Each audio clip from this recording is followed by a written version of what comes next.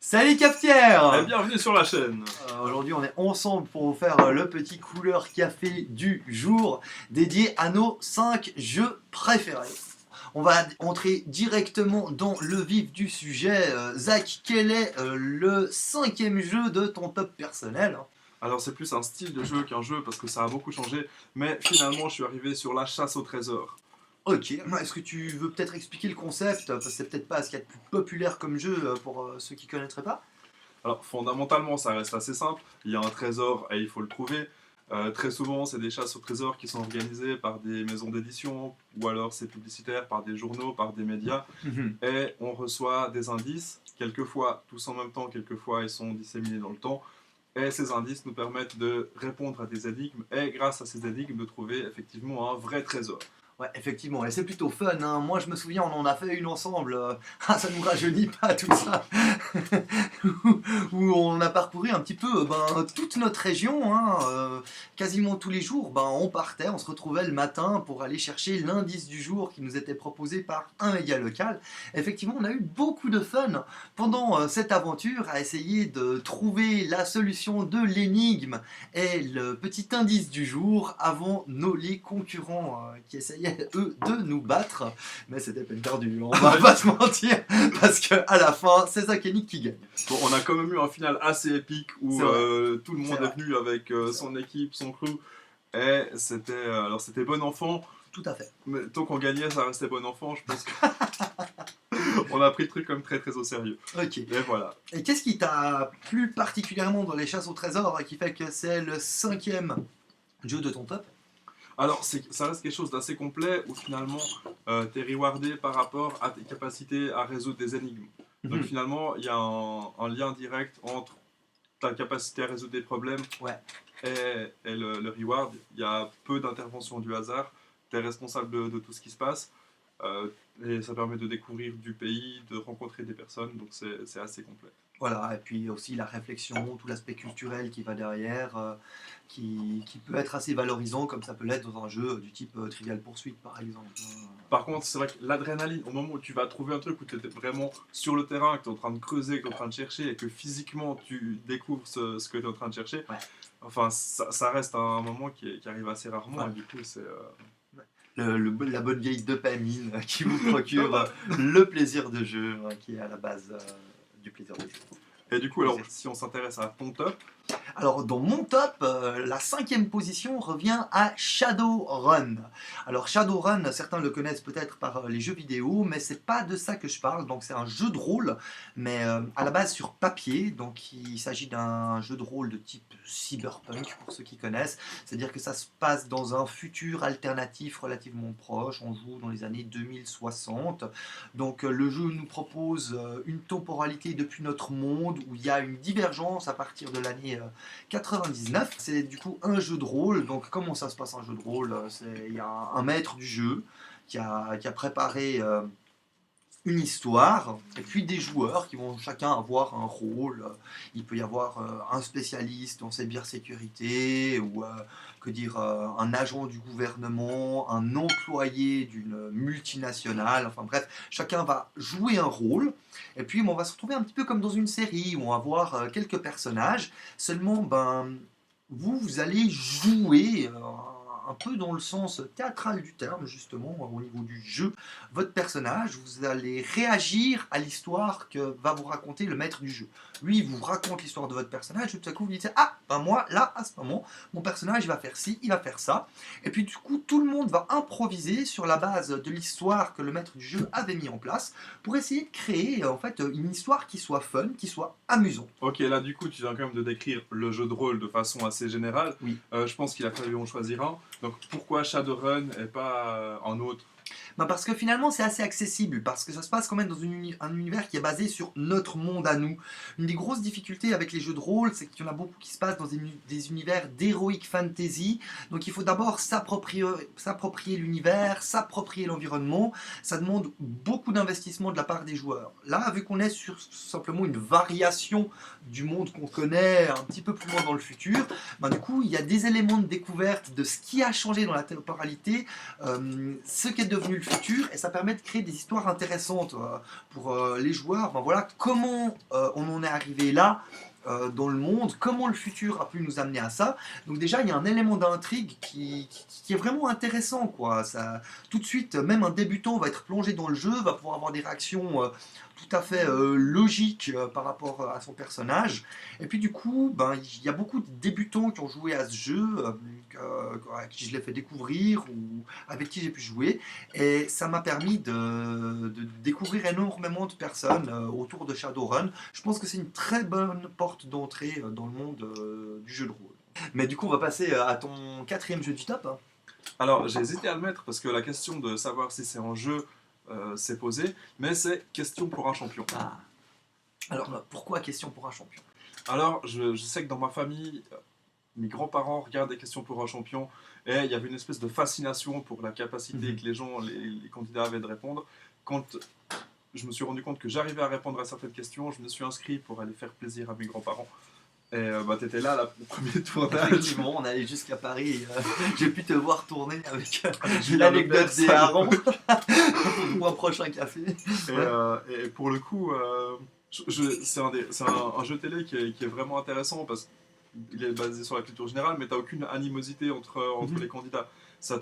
C'est-à-dire qu'on te pose des questions, si tu as la réponse, tu buzzes et tu réponds. Si t'es pas assez rapide, tant pis. Mais à aucun moment tu vas être amené à faire une action contre un autre concurrent. Ouais. Donc ça génère une bonne ambiance entre les candidats. Les journées de tournage, c'est des assez bonnes journées, il y a beaucoup d'attentes, donc on discute, on échange. Et après avoir participé comme 4 fois à ce jeu, je ne l'ai pas encore gagné. Le mieux que j'ai fait, c'est d'arriver en finale. Je ne désespère pas. À chaque fois, c'est des moments qui sont très intenses au niveau de ce qu'on peut ressentir, de passer de l'autre côté de l'écran. Ouais. Et puis, faut aussi dire que c'est quelque chose de très universel, hein. N'importe qui derrière son écran peut jouer lui aussi à Question pour un champion en même temps, hein. Il y a quelque chose qui réunit l'humain, hein, qu'on retrouvait peut-être déjà un petit peu dans nos deux premiers choix. Oui, ouais, alors je pense qu'on va revenir sur l'aspect social des jeux qu'on a choisis. Mais ce que je trouve complètement fou dans Question pour un champion, c'est qu'il y a énormément de gens qui vont dire c'est beaucoup plus facile de répondre quand on est chez soi, posé devant son canapé, que sur le plateau avec le stress. Et franchement, c'est pas mon cas. Ah oui? Pour moi, je pense que l'adrénaline, la pression, les projecteurs, les caméras, c'est un truc qui me galvanise. Et ça arrive souvent que je sois capable de sortir des trucs, je sais pas d'où ça vient, mais ça vient comme ça. Et je pense que si j'étais tranquillement effondré dans mon canapé, j'aurais absolument pas accès à ces informations-là. Ouais, du coup, c'est vraiment un jeu fait pour toi. Ouais, je pense que je m'en sors assez bien. Ben, c'est marrant que tu parles de tout l'aspect social parce que c'est vraiment ce qui est au centre de ce qui m'a poussé à mettre en quatrième position le Janken, ou comment tu le connaissais toi dans son nom japonais? Shifumi. Voilà, donc c'est-à-dire vous le connaissez sûrement sous l'appellation pierre, papier, ciseaux. Et j'ai choisi ce jeu justement parce que c'est universel, c'est ultra facile à apprendre, on le fait directement, une petite partie c'est rapide, vous pouvez l'expliquer à un gosse de 3 ans, le gamin il va vouloir jouer toute l'après-midi, c'est complètement fascinant. Et Du puis, coup, là, j'ai déjà envie de te challenger en fait. ah ouais, ok, bah, feuille, caillou, ciseaux. Allez, c'est parti. Feuille, caillou, ciseaux, 1, 2, 3. Ouais, forcément, hein. Parce que c'est un jeu où il y a des techniques. On n'a pas la même tous les deux. Ben, je crois que la première personne qui m'a fait réaliser que le jeu était plus stratégique qu'il en avait l'air, c'est toi. Du coup, je vais peut-être te passer la parole sur ce sujet-là. Quelles sont les stratégies que tu connais autour de Feuille, caillou, ciseaux? Alors, il y en a plusieurs. Il y a récemment, je crois qu'il y a 2 ans, il y a une étude qui est sortie dans une université anglaise avec des statistiques et pour essayer de trouver la meilleure routine en s'adaptant toujours à l'autre. Parce que finalement, dans ce jeu, si tu as 2 coups d'avance, c'est que tu en as un de retard. Donc, c'est de l'adaptation en permanence. Et j'ai pris conscience de ça le jour où, dans la ville où j'habite, à Lausanne, ils ont organisé un championnat intergalactique de feuilles, cailloux, ciseaux. Et ils se sont rendus compte qu'au fur et à mesure des années, c'était toujours les mêmes joueurs qui finissaient dans le top 4 et qu'il devait forcément y avoir quelque chose qui les Caractérisait dans leur manière de jouer. Et c'est là que je me suis rendu compte que c'était pas du pur hasard, qu'il y avait de la stratégie et de l'humain derrière. Voilà. Est-ce qu'on leur révèle le truc? Ou est-ce qu'on regarde ça pour un prochain café? Voilà, du coup, Voilà. si vous voulez qu'on vous révèle les trucs pour gagner plus souvent à feuille caillou ciseaux, lâchez un petit commentaire, un petit pouce bleu, et puis on verra que vous êtes intéressé, et on vous fera un petit couleur café sur le sujet. On va passer du coup à ton top 3 là. Ouais, alors là, La moitié. dans quelque chose de très social aussi, c'est le poker. C'est une très belle allégorie de la vie. Il y a le rapport à l'argent, le rapport aux êtres humains, à ses propres émotions, à celles des autres, à de l'interaction. Il y a beaucoup de mathématiques et de Ouais. stratégie, le lien à la chance. Donc ça reste quelque chose de très très riche. C'est un jeu c'est un jeu dont on peut apprendre les règles en 10 minutes. Par contre, il faudra plus d'une vie pour le maîtriser complètement et qui évolue énormément. Ouais, donc un jeu où beaucoup de gens pensent, où le bluff a beaucoup d'importance. En réalité, on dit dans le poker, le bluff finalement, c'est que 5 à 10% de la profondeur de jeu. C'est comme tu dis, hein, le poker, c'est tout d'abord des maths, des statistiques. Et une fois qu'on maîtrise ces statistiques, on peut commencer à jouer avec le côté humain, psychologique, et du coup, le bluff Après, le poker. Hein. le bluff, ça revient, bon, de toute façon, on est dans le jeu, mais quand tu parlais de jeu de rôle tout à l'heure, on parle de Shadowrun et d'histoire que tu racontes, finalement, un bluff, ça va être aussi quelle histoire tu racontes dans le coup par rapport Ouais. à tes séquences de mise, par rapport au montant de tes mises, pour que ce soit cohérent et que tu fasses croire par différents facteurs une histoire à tes adversaires. Donc le bluff, c'est pas juste quand on sait pas quoi faire, tout à coup miser beaucoup. C'est vraiment quelque chose qui se construit tout au long du coup. Mhm. Et puis il y a beaucoup de gens aussi qui peuvent penser que le poker c'est un jeu qui peut être dangereux parce qu'il y a des gens qui se sont retrouvés ruinés avec le poker. Je tiens quand même à tuer un peu cette légende urbaine Ouais, parce faisons ça, que, tiens. mais il y a quand même une notion quand on joue au poker qui moi m'a beaucoup apporté dans ma vie de tous les jours, c'est la notion de bankroll, c'est-à-dire attribuer une quantité d'argent qu'on va allouer à un jeu, se tenir à ce bankroll et savoir combien on peut miser d'une manière générale et combien on va jouer sur une soirée poker avec des potes. Parce que sans argent, on va pas se mentir, le poker est moins intéressant. Hein. Mais il y a aussi parfaitement moyen de jouer au poker sans se ruiner. Et effectivement, il y a plein d'aspects du poker qui peuvent être très enrichissants pour la vie de tous les jours. Parce que comme tu le disais, c'est un peu une représentation de la vie d'une manière générale. Alors on pourrait faire le top 5 de tout ce que le poker a apporté dans ma vie, Voilà. mais je pense que tout en haut, il y aurait la notion de ratio entre le risque et le risque d'investissement, le retour sur investissement. Et ça, ça m'a aidé à modéliser beaucoup de prises de décision. On prend dans la vie 35 000 décisions par jour en moyenne, et donc d'avoir des outils pour être plus efficient et plus rentable dans ces prises de décision, c'est aussi quelque chose que je dois au poker. Voilà. Du coup, moi dans mon top 3, j'ai mis un jeu vidéo. Hein, j'avais vraiment envie d'en mettre beaucoup des jeux vidéo, mais je me suis un peu limité et j'ai choisi quand même d'en prendre un et ce sera Civilisation. Plus précisément l'épisode 5 de la série, même si aujourd'hui je conseillerais plutôt de se mettre au 6. Hein. Les jeux vidéo, très souvent, bon, même c'est moins vrai aujourd'hui, mais la dernière itération est la plus poussée. En tout cas, c'est vrai avec Civilisation. Donc un jeu où on va jouer une civilisation à l'âge de pierre, dans le néolithique, et où on va l'amener au fil des tours de jeu, parce que c'est un jeu tour par tour. Idéalement multijoueur si vous avez la capacité et surtout le temps de le faire, mais on peut aussi très bien jouer seul à son rythme, qui va vous emmener jusqu'à la conquête spatiale, voire un peu plus loin pour certains épisodes. Et en fait, ce que j'adore dans ce jeu, c'est sa complexité et la profondeur incroyable de jeu qu'ils ont mis là-dedans. Le slogan de la série, c'est juste un dernier tour, et vous vous retrouvez à 6h du matin avec le soleil qui se lève. Alors moi je me souviens de cette époque où tu avais disparu des écrans radars, plus personne savait où tu étais, les gens me demandaient t'as des nouvelles de Nick, plus rien, et tout à coup Nick réapparaît et il est dans le top 10 mondial des joueurs de Civilisation. J'avoue. Donc, apparemment on est en train de dire que la plupart des jeux ont nourri notre vie sociale. Là pour le coup j'ai l'impression qu'il y a un vrai conflit d'intérêts. C'est très clairement le jeu sur lequel j'ai passé le plus de temps parce que c'est un jeu extrêmement prenant. C'était un jeu qui était fait pour moi. Il y a aussi une dimension historique et culturelle dans ce jeu qui était dingue. Je me souviens que j'avais un élève qui tous les jours venait me poser des questions. Oui, mais alors monsieur Napoléon, oui, mais alors monsieur Moctezuma, oui, mais alors monsieur les pyramides. Et du coup, en fait, ça a été une porte de rentrée pour lui au niveau de l'histoire. Et ça, je trouvais fantastique. Effectivement, il y a la fameuse Civilopédia rien que sur cette espèce de dictionnaire d'encyclopédie en ligne de l'histoire de nombreuses civilisations, de la Polynésie aux Mongols, en passant par des plus classiques comme la Rome et la Grèce. C'est vraiment quelque chose d'extrêmement riche, en plus de proposer un système de jeu extrêmement profond et complexe.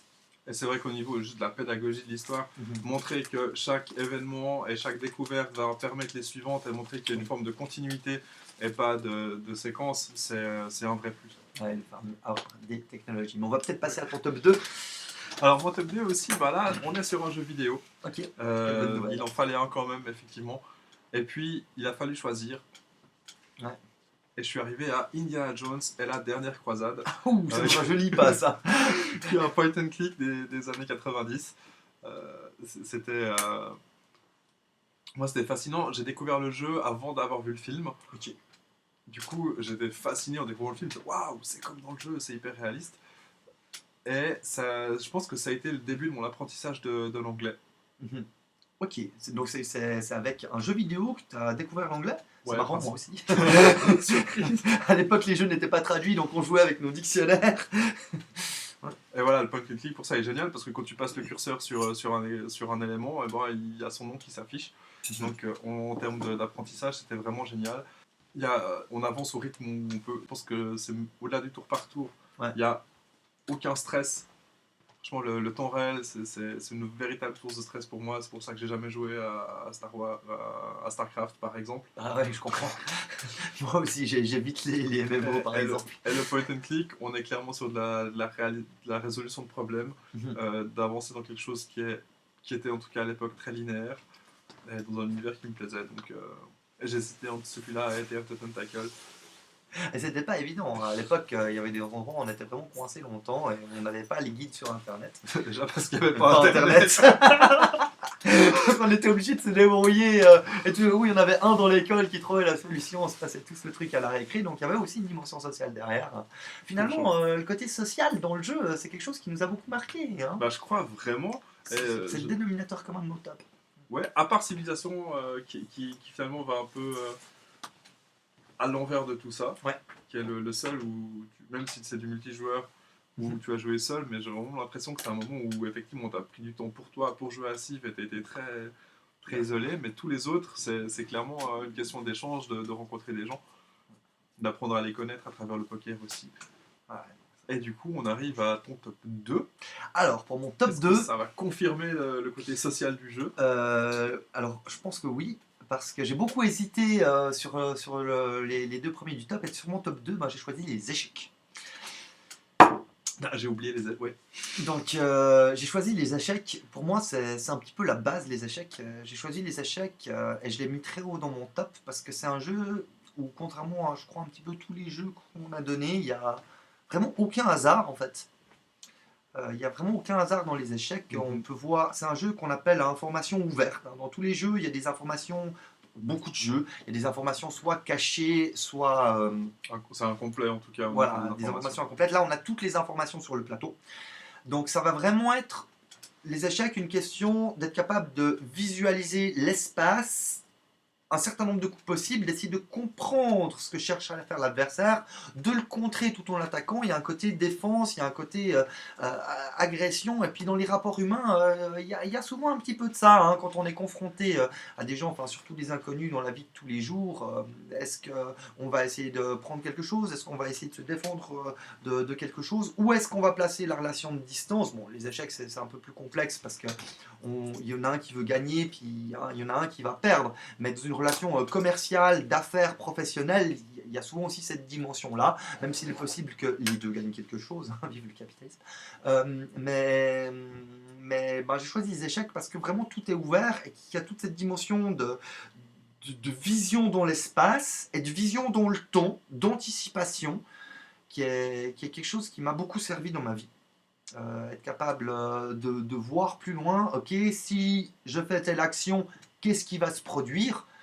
Et ça, c'est quelque chose qui me plaît beaucoup. Je pense que c'est vraiment ça, quoi. Si je fais ça, qu'est-ce qui va se produire? Qu'est-ce que l'autre va faire? Comment est-ce qu'il va réagir? Je pense que ça développe aussi une certaine empathie. Voilà. Après, j'aimerais peut-être juste nuancer ses propos. J'ai l'impression qu'il y a différents niveaux auxquels on peut jouer aux échecs, et puis qu'à partir d'un certain niveau, l'aspect culture redevient important, c'est-à-dire qu'il y a beaucoup de livres qui ont été écrits sur des ouvertures, sur certains coups, sur certaines façons de finir, et il y a un moment où on n'est plus juste dans de la réflexion pure, mais c'est peut-être aussi la personne qui aura le plus lu, qui aura le plus mémorisé des coups, des séquences, Oui. qui va pouvoir identifier ce qui est en train de se passer et apporter une réponse adéquate, et que là, on n'est plus juste dans un espèce de problème synchronique, mais que ça devient diachronique, où le temps d'étude, de mémorisation et de culture du jeu peut avoir de l'influence. C'est intéressant ça. Donc, C'est très vrai. donc vraiment, différents niveaux de jeu pour les échecs. Je m'en veux de pas l'avoir mis, effectivement, parce que l'aspect pas de hasard m'interpelle profondément. Mais, et pourtant, le hasard peut être assez intéressant, mais j'y viendrai sur mon top 1, la notion de hasard dans le jeu. On va peut-être d'abord s'intéresser au tien. de top Alors, 1. mon top 1, c'est Magic l'Assemblée. Ah. Donc, le jeu de cartes à jouer, à collectionner. J'y ai beaucoup joué aussi. J'y ai beaucoup joué. Et en fait, je me rends compte que c'est pas autant la mécanique de jeu est incroyable, l'univers, tout ça, mais indépendamment de sa complexité et de la mécanique de jeu et du caractère évolutif, c'est vrai qu'il date de 93, donc ça fait 27 ans que le jeu existe. Quand même, hein. Mais vraiment, ce pourquoi j'ai mis ce jeu en première position, c'est les raisons sociales. C'est que la plupart des gens avec qui je suis très fortement lié aujourd'hui, mes meilleurs amis, mes amis à Berlin, c'est des gens que j'ai rencontrés grâce à Magic l'Assemblée. Genre nous. Genre, nous. effectivement, c'était la raison de notre rencontre. On m'avait dit, une connaissance commune a dit que tu jouais à Magic et qu'on devrait se voir, et du coup, on a fait ça. Ouais, c'est vrai. Quand je suis arrivé à Berlin, j'ai vécu 2 ans là-bas, je connaissais personne. Les premiers liens sociaux, les premières personnes que j'ai rencontrées, c'est parce que je me suis pointé avec un jeu de cartes Magic dans un magasin et que j'ai demandé qui voulait jouer avec moi, et on a tout de suite eu un terrain commun sur lequel on a pu s'entendre, on a des bases communes. Et voilà, j'étais encore pris il n'y a pas très longtemps au mariage de mon meilleur ami berlinois que j'ai rencontré dans une boutique de jeux de Magic. Donc, Sinon, ouais, donc du coup, on en revient à cet aspect social. C'est le jeu qui t'a finalement le plus touché, oui, qui a le plus marqué ton. Après, je pense aussi que c'est lié, c'est que ça demande des compétences de résolution de problèmes, de réflexion, de stratégie, d'anticipation, de choix à faire. D'adaptation avec le sidebar. Et que finalement, la personne avec qui je vais jouer aura probablement les mêmes centres d'intérêt, donc ça va être facile de rencontrer des gens avec qui ça match bien. Donc c'est complètement lié, le fait que le jeu soit intéressant et touche des valeurs qui me sont chères, et en plus l'aspect social. Ouais, je compléterai encore pour dire que moi, il y a une chose qui m'a marqué avec Magic, parce que c'est avec ce jeu que j'ai appris le game design, la manière de concevoir et de mettre en place un jeu. C'est aussi là que j'ai découvert qu'il y avait différents types de profils de joueurs et qu'on n'appréciait pas tous un jeu pour les mêmes raisons. Donc vous pouvez être avec des gens qui sont tous les deux dingues d'un jeu, mais en fait, c'est pas du tout pour la même chose. Et ça, je trouve assez fascinant. Alors du coup, on pourrait boire un café une fois et parler de la typologie des joueurs divisés en Si quatre. ça vous intéresse, Et on va faire voilà, tout ça. Mais on va tenter de revenir. Et du coup, il nous reste probablement un des choix les plus difficiles, ton top 1. Ouais, alors moi, ce sera aussi un jeu de cartes. Et du coup, on va peut-être pouvoir développer un petit peu le sujet, parce que je trouve que c'est intéressant, la notion de jeu de cartes qui s'oppose à celle de jeu de plateau du type des échecs, parce que justement, dans l'un, il y a les hasards, de l'autre, pas du tout. Moi, mon jeu de cartes préféré, il s'appelle Dominion. C'est un jeu de deck building, donc c'est un jeu de construction de jeu de cartes. Donc vous allez commencer avec un tout petit paquet de 10 cartes que vous allez tirer aléatoirement. Et puis, j'explique un peu parce que les gens connaissent sûrement pas Dominion, mais c'est génial, faites une recherche sur internet. Et en fait, vous allez acheter à tous les tours des cartes avec lesquelles vous allez compléter votre jeu. Donc de nouveau, c'est un jeu auquel on va jouer fondamentalement seul. Il n'y a pas d'interaction avec l'autre personne, très peu. Si ce n'est que, en fait, vous allez voir ce que les autres achètent. Et puis, au bout d'un moment, quand les cartes du jeu sont plus disponibles parce que quelqu'un a tout acheté, vous n'allez plus pouvoir l'acheter vous. Donc il y a une certaine pression, ça se peut jouer à 2, à 3, à 4. Donc c'est un jeu de société, on le trouve aussi sur internet, hein. Ils ont fait une version payante malheureusement du jeu, mais ça vaut l'investissement. Et puis en fait ce que j'adore dans ce jeu du coup c'est que je trouve qu'il y a justement un très bon équilibre entre le hasard et la stratégie. Pour moi le hasard en fait c'est indispensable à un excellent jeu. C'est pour ça que j'ai pas mis les échecs en haut, parce que le hasard en fait ça laisse à n'importe quel débutant la possibilité de battre n'importe qui, avec Mhm. plus ou moins de probabilité. À court terme. C'est-à-dire que Court terme. si le débutant va affronter 100 parties, Oui, oui, oui, mais sur une Mais partie sur une d'un partie. jeu, le débutant a autant de chances, enfin non, pas autant de chances, mais aussi une chance de gagner une partie voilà, ça contre un pondère mec qui maîtrise à fond le jeu, hein.